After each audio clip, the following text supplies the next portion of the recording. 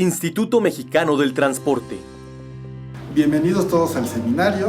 Hoy vamos a tratar el tema de selección de la granometría para mezclas asfálticas, en el cual vamos a abordar diferentes temas para la correcta selección de la granometría, basándonos en especificaciones y nuevos criterios para su correcta selección. Esto podríamos decirlo que es algo sencillo desde el punto de vista que prácticamente todos lo hacen, pero existen muchos criterios para saber o hacerlo de manera adecuada, y los cuales a veces no están muy claros. Y esa es un poco la idea de hacer esta parte de la presentación. Entonces, cuando hablamos de esto, tenemos que hablar de cosas muy básicas antes de empezar y entender un poco del porqué de la importancia de este parámetro. Cuando hablamos de una mezcla asfáltica, vamos a estar hablando de diferentes materiales. Vamos a tener el material pétreo, que es lo que nos vamos a enfocar ahorita, y en ese material es lo que nos va a dar la estructura, la resistencia, todos los valores y toda la capacidad que va a tener una mezcla. Y por otro lado vamos a tener el material asfáltico, y desde ese punto de vista dice, oye, si tengo uno que me da toda la estructura, ¿qué me da el otro? Dices, bueno, de nada te sirve tener la mejor capacidad estructural si cuando pasa un vehículo o estén en condiciones de tránsito, de temperaturas, este material pétreo se va a desplazar. Entonces, como dice, el material asfáltico es un ligante, que lo que genera es la adhesión, trata de mantener las partículas juntas. Y a partir de ahí, pues tenemos un juego de una estructura granular y que va a estar, vamos a decir, ligada por el material asfáltico. ¿Por qué les digo que esto es muy importante? Esto es muy importante desde el punto de vista que toda la capacidad estructural, como les digo, les da el material pétreo. Si ustedes seleccionan incorrectamente la estructura granular, van a tener una mezcla de baja calidad, sin importar cuál sea la calidad del asfalto. Entonces, para pensar en valores de módulo, qué tanto resiste la deformación permanente, una mezcla asfáltica, depende muchísimo más de la estructura granular que del asfalto. Y eso es algo que muchas veces no se tiene claro. Entonces, voy a empezar con algo muy sencillo. Dices, oye, voy a hablar de estructura y vamos a tener unos diferentes materiales que vamos a pasar por diferentes mallas y se va cribando, se va separando, y realmente estas granometrías son diferentes porciones que pasan por estas mallas. Y aquí empieza el primer juego, porque lo que tenemos es que a veces hay diferentes clasificaciones. Y puse prácticamente las dos que existen o las más comunes. Pueden verlo desde el punto de vista de lo que está publicado en normas ACTM, donde hay diferentes tipos de mallas, o desde el punto de vista que está publicado en la normativa de la SCT, y existen otros tipos de malla. Donde está la principal diferencia es en las mallas finas, donde cuando hablamos de la normativa de la SCT vamos a tener mallas número 10, 20, 40 y 60, y lo que está puesto en la STM 8, 16, 30 y 50. Son mallas muy similares, realmente no cambia mucho en el análisis. Las mallas 8, 16, 30 y 50 están más asociadas a mezclas asfálticas, 10, 20 y 40 o 60 están más asociadas a suelos. Sin embargo, se ha tratado de homogeneizar estos valores. En la cuestión de análisis no influye mucho. Luego puede haber algunos detalles cuando utilizan metodologías porque están, vamos a decir, hechas o verificadas con más la versión americana, pero bueno, desde el punto de vista de análisis no es gran diferencia, solo entender que hay una especificación y otra. Cuando hablamos de las representaciones, ¿qué quiere decir? Van a tener un material, hacen la granometría, van a utilizar las mallas que utilicen y pues van a tener una representación gráfica. Y ahí empieza un juego ahí muy particular porque hablamos de dos gráficas muy comunes, una gráfica semilogarítmica o una gráfica de Fuller, o que está graficada a la potencia 45. Y aquí es un poco un malentendido, yo creo, de cómo se ha manejado, porque siempre asocian la normativa del SCT con una gráfica semilogarítmica o lo que está puesto en el SuperPape o protocolo AMA, como lo quieran ver, con esta gráfica de Fuller.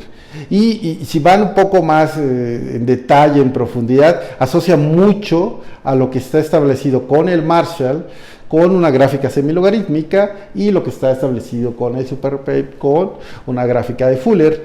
Y eso no tiene ningún sentido. Realmente lo que Esa es una representación diferente, no cambia las especificaciones, no van a cambiar cómo seleccionan el material, y ha cambiado la forma de graficar simple y sencillamente porque la gráfica de Fuller me permite analizar mucho más fácil la estructura granulométrica que tengo, y la gráfica semilogarítmica es un poco más complicada ver diferencias. La base es muy sencilla. Cuando grafican algo y le ponen un logarítmico, gran parte de lo que hace esto desde el punto de vista de representación es que suaviza un poco las líneas. Entonces, ver diferencias entre una línea suavizada, pues lo que va a hacer es que sea más difícil. Y les decía que no tiene ningún sentido pensar en el Marshall y decir que el Marshall es con una gráfica semilogarítmica. Me puse a buscar los libros del Marshall, los más antiguos, y desde hace muchísimos años en el libro buscan, este es el manual MC2 del Asphalt Institute, desde hace muchos años para el diseño Marshall existe la gráfica de Fuller. Solo que hace años era opcional, podían utilizar semilogarítmica o Fuller, y ahora dicen, oye, no tiene ningún sentido utilizar la semilogarítmica si es más útil la otra representación. Y eso es un poco la versión del cambio, o sea, no está asociado a un material.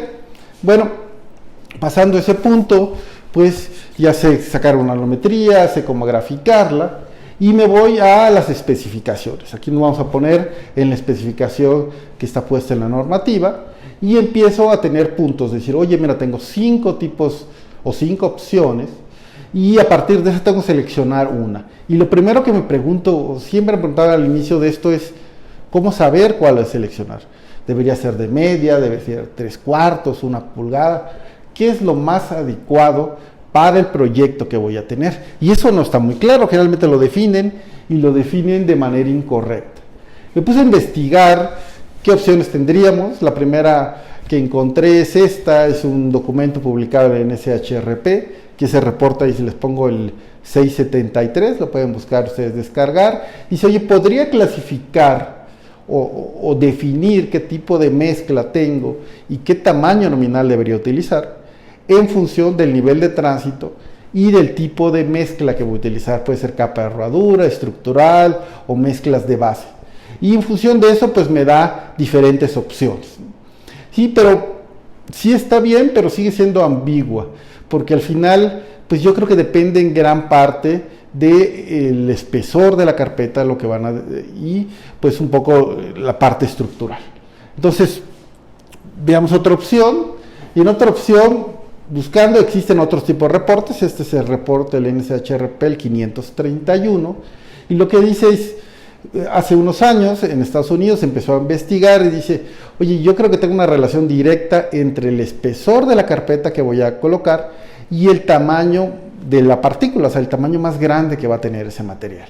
Y lo que hacen es fabricar, solo estoy poniendo una gráfica y reporta ahí cientos de gráficas, ¿no?, de todos los estudios que hacen en escala real. ¿Y qué quieren decir? Oye, voy a fabricar mezclas con diferentes tamaños nominales, o sea, diferentes tamaños de material pétreo, y lo voy a compactar a diferentes espesores. ¿Qué es lo que quiero ver? Lo que quiero ver es, o lo que querían ver, es si en estos espesores era posible lograr el objetivo. ¿Cuál es el objetivo? Lo pueden ver aquí. Generalmente en una estructura el objetivo es llegar a 7% de vacíos después de un proceso de compactación.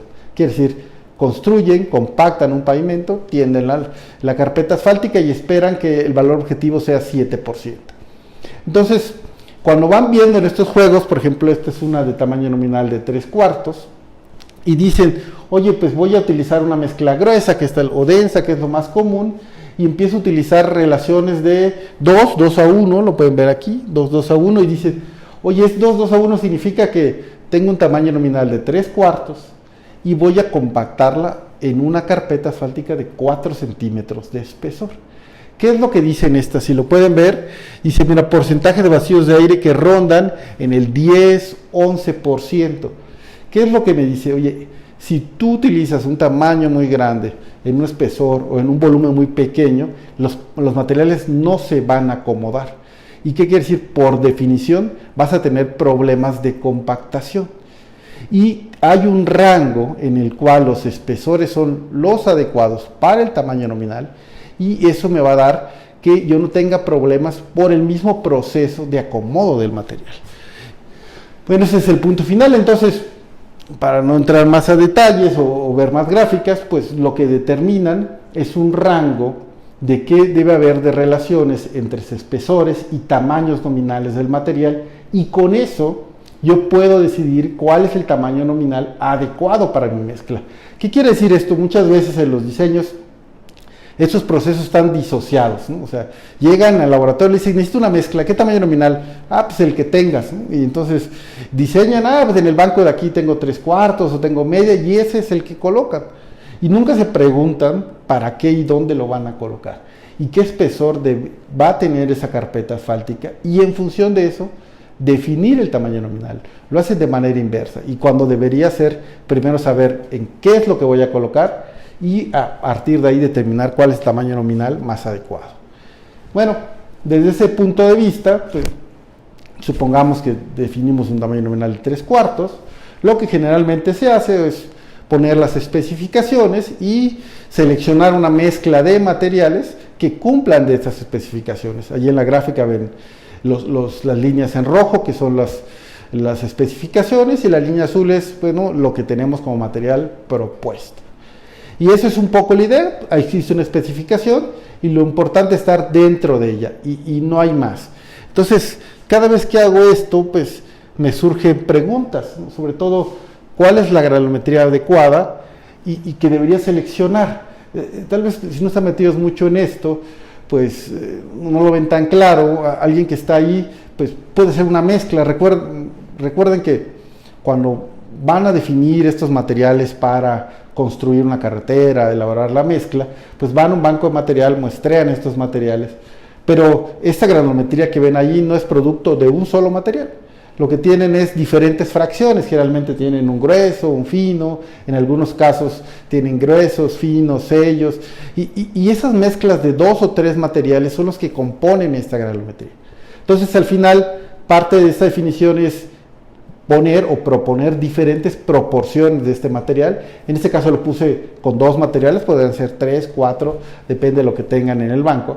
Pero, por ejemplo, aquí tengo en la primera, el de la izquierda, un material que dice una modificación, dije una propuesta de 40% de material grueso y 60% de fino, y cumple, porque está dentro de las especificaciones. Y tengo en el otro lado un 60 y un 40 y cumple.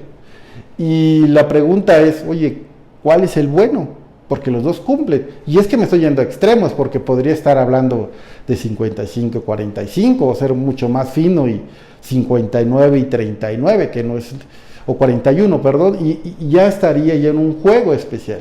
Entonces, yo creo que un poco de la cosa es, la pregunta que se deberían hacer la mayoría es suficiente cumplir con estos límites puestos en la especificación para saber si esa mezcla es buena? La respuesta creo que es evidente, es no. Existen metodologías de diseño, y lo que pone las metodologías es decir, oye, propon 3 granulometrías y luego pruébalas y ver cuál es la mejor. Y aquí 2 cosas son fundamentales. Una, el tiempo, o sea, es probar, diseñar, mezclar, compactar, hacerle ensayos y luego ver si funciona. Estamos hablando de 4 o 5 días. O la otra, que es peor, puedes tener 3 mezclas y las 3 ser malas y haber perdido 2 semanas de trabajo sin saber cuál es la condición. Entonces, yo creo que un poco no existe otra forma de saberlo que no sea de una manera empírica de prueba y error, ¿no? Y perder tanto tiempo. Y para saberlo eso, tal vez la pregunta debería ser un poco diferente, ¿no? O sea, ¿a poco solo la granulometría es la que define el acomodo del material? Y la respuesta es no. Entonces, cuando hablamos de esto, recuerden, al fin y al cabo, si lo ven en un proceso, tengo pues material petro, van a ser piedras grandes, pequeñitas, arena y todo, y al final cuando las mezclas pues se acomodan, y esa es un poco la idea, se van a acomodar. Entonces, dependiendo cómo se acomoden, van a tener un mayor desempeño. Entonces, ¿de qué depende este acomodo? De muchas cosas. Una es la granulometría, y existen especificaciones como pudimos ver, pero no solo depende de eso, depende también cómo lo compacten, o sea, si lo hacen con un Marshall, si lo hacen con un compactador giratorio, y esto puesto desde el punto de vista del laboratorio, pero puede ser en campo, puede estar desde si utilizan un rodillo con un peso mayor, un peso menor, si tiene vibración o no tiene vibración, va a tener un acomodo diferente. depende también de la forma del agregado, o sea, si es plana, alargada, si es cúbico, redondeado, si tienen un volumen, una cierta cantidad de materiales que todo es, vamos a decir, cúbico, no se va a acomodar igual si todo el material que tienen es redondeado. O sea, tienen acomodos diferentes, entonces influye también. Influye también cuál es la textura, si es lisa y rugosa, o qué resistencia tienen. No es lo mismo, vamos a ir en un acomodo, un material basáltico, una caliza, porque no se puede romper, y esto al momento de romperse va a cambiar el acomodo. Entonces, todo esto entra en juego cuando definen la granulometría. Y cuando lo ven así, el problema es que para cada una de estas condiciones se hacen ensayos y se evalúan, pero pareciera que son disociadas, ¿no? Hay ensayos de partículas planas alargadas, forma de la partícula, densidades, hay ensayos de desgaste de los ángeles, todos estos me dan esos valores, pero no se mezclan. La forma de saberlos o mezclar desde el punto de vista del acomodo, pues sí existe un ensayo que es el peso volumétrico suelto de la mezcla, y esto me dice cómo se van a acomodar, y es una idea general. ¿Y por qué es importante? Porque existe un parámetro que me va a dominar todo, que es los vacíos en el agregado mineral. Es difícil verlo de manera estricta. ¿Qué quiere decir? Yo tengo una cierta cantidad de material, lo acomodo, lo compacto, y realmente estos vacíos son todo el espacio que va a haber, que va a ser ocupado por el asfalto y por el aire, porque tiene unas ciertas partículas de aire en la mezcla. Lo traté de ejemplificar en esta figura, ¿no? Tengo una mezcla, digamos, compactada, y supongamos que le puedo quitar todo el asfalto, y son esos puntitos amarillos que ustedes ven ahí, y eso me da una idea. Y es clave porque depende del acomodo, va a depender qué tan buena sea la mezcla, y parece que no es tan claro. Voy a poner un ejemplo muy rápido, es decir, la especificación del diseño tiene valores mínimos, pero nunca habla de un valor máximo, lo cual es un error. Entonces, generalmente muchas bibliografías dicen que no debería pasar más de 2% del valor mínimo. Porque es muy sencillo, miren, tienen una mezcla, tengo un band de 13, que es lo mínimo en la especificación, y recuerden, todos en el diseño pues, me ponen que un porcentaje de vacíos de aire pues, es fijo, es 4%. Entonces, me voy a inventar un valor, tal vez para este tipo de mezclas que está un poco densa, pues voy a tener un contenido de asfalto que va a rondar en el 5%. ¿Qué pasa si ustedes definen mal la estructura granulométrica? Y en vez de tener un band de 13, tienen un band de 17. Pues tienen un mal acomodo de material y pues van a tener mucho más vacío, que es lo que ven acá. ¿Cuál es el problema? Pues el problema es que el vacío de aire se va a mantener constante en cualquier diseño y va a seguir siendo de 4. ¿Cuál es la consecuencia? Pues en vez de utilizar una mezcla con 5% de vacíos, con 5% de asfalto, se van a ir a mezclas con 6 o 6.5. Y no es que el material pétreo los obligue por absorciones o por características físicas, sino es una mala selección de la granulometría que me da una mezcla de materiales que requieren más asfalto. Y eso es todo en función del acomodo. En México no existe, pero en Estados Unidos existen muchas versiones de control asociadas a estos valores del BAN.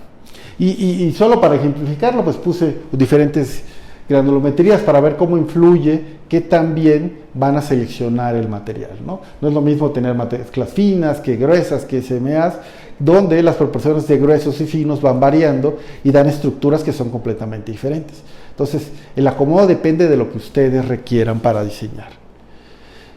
¿Y por qué influye? Existe un concepto muy básico en el acomodo, ¿no? Es un poco ahí el juego de palabras que dice que hay conectores e interceptores en cuestión del acomodo. ¿Qué quiere decir con ello? Acomodo, tengo materiales gruesos y finos. Vamos a decir, eso está de manera suelta. Y cuando se juntan o se compactan, pues tratan de unirse. Entonces los materiales grandes tratan de conectarse y los materiales más pequeños tratan de evitar que se conecten. ¿Qué quiere decir? Que espero yo que cuando tengo una mezcla bien diseñada se va a juntar y voy a tener un acomodo adecuado. Desde el punto de vista del acomodo, generalmente el material más grueso lo que hace es generar vacíos y el material fino rellena estos vacíos que están en el acomodo. Si no hay una proporción adecuada de estos materiales, lo que pasa es esto. Puedo tener mucho material fino que impide que el material grueso se conecte y eso hace que tenga más vacíos o puedo tener demasiado material grueso y muy poco material fino, y hay muchos vacíos para la cantidad de material que lo va a rellenar. Entonces, por eso les hablo, se debería tener una proporción adecuada de materiales para disminuir la cantidad de vacíos que genero, porque cuando aumenta esta cantidad se representa en contenidos de asfalto mucho más altos, y eso es un costo muy elevado de una obra, y no propiamente es porque el material lo requiera, sino es una mala selección de la granulometría. Entonces, la pregunta, ¿existen indicadores? Sí, existen indicadores que son importantes. La forma, vamos a decirlo, más adecuada hasta este momento de evaluar esto es indicadores como están definidos en la metodología de Baylis, que lo que hace, más bien esta es una metodología que tiene como finalidad seleccionar la granulometría de la mezcla. No es para diseñar una mezcla asfáltica, es para seleccionar la granulometría. Y por ejemplo, en estas definen índices de trabajo. Por ejemplo, este es índice de la fracción gruesa, que también está acomodado al material grueso. Y por ejemplo, si tengo un valor muy alto, pues tengo este caso, ¿no? Donde tengo mucho material, puede ser como de sello, que me crea más vacíos, o que tengo un valor muy bajo de este índice, pues lo que tengo es mucho material grueso con muy poco material fino. Entonces, ¿qué es lo que pasa? Cuando veía los dos materiales que les mostré en las gráficas, en 60 y 40 o 40 y 60, no tengo ni idea cuál de estos indicadores son el correctos. Entonces, una parte de esto es tener un valor adicional. ¿Qué es lo que dice esta metodología desde el punto de vista práctico? Dice, oye, vas a ver cómo se acomoda el material. Y para acomodarlo, pues vas a tener desde una fracción gruesa, vas a ver cómo se acomodan las arenas, o vas a ver cómo se acomoda lo material más fino, como puede ser el filler del backhouse, ¿no? Entonces, para cada una de estas condiciones, pues hay criterios que me pueden decir qué tan bien o qué tan mal está acomodado el material. Entonces, ¿qué quiere decir? Yo cada vez que acomodo material quiero tener el mejor, vamos a decir, proporción de estos. Uno de los detalles complejos que puede ser en el diseño de las mezclas es que generalmente está diseñado en masas y no en función del volumen, aun y cuando tenemos volúmenes. Si ustedes ven los diseños, por ejemplo, en concreto o en concreto hidráulico, están más asociados al volumen. Un poco de la metodología es, oye, voy a combinar y diseñar en función del volumen que ocupa cada uno de los materiales, y después lo voy a convertir a masas porque es lo más común lo que tiene. Bueno, pues desde este punto de vista, y para cerrar un poco el punto, pues existen pues diferentes indicadores, diferentes fórmulas con los cuales yo voy analizando cada una de las fracciones de la granulometría y voy viendo qué tan bien o qué tan mal está.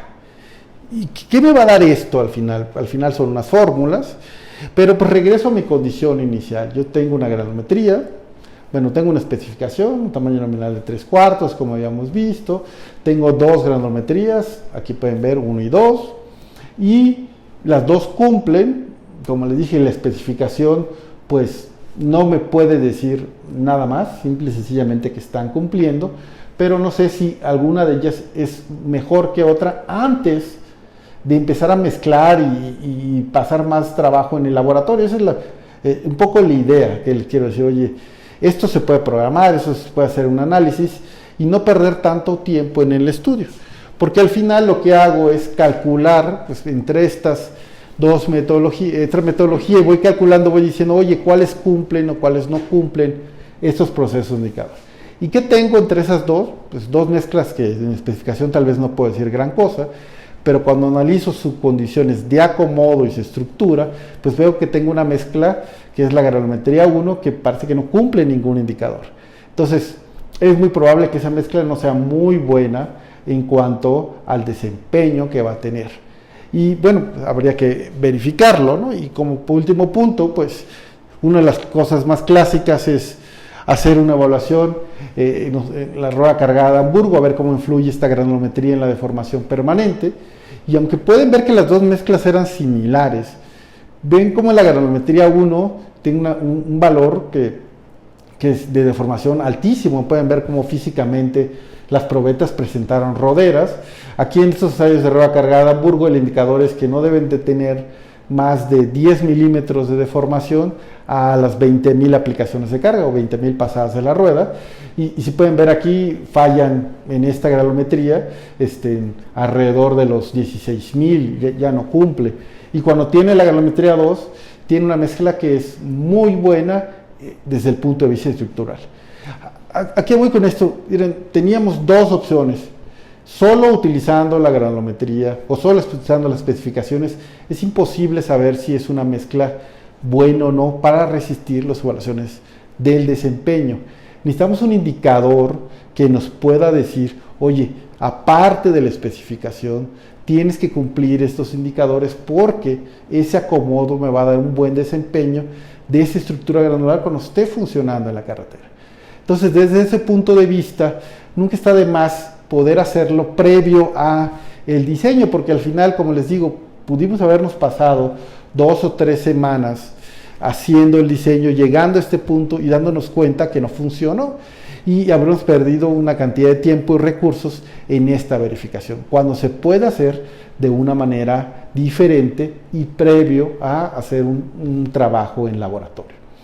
Bueno, esto es en general lo que quería presentar. Es mucho más vasto hablar de la metodología y la especificación de cada uno de los puntos, pero queda muy claro que, pues, aunque existen diferencias, también existen especificaciones y ya tolerancias que nos dicen cómo va a funcionar. Bueno, de mi parte es todo y muchas gracias por su atención. Instituto Mexicano del Transporte.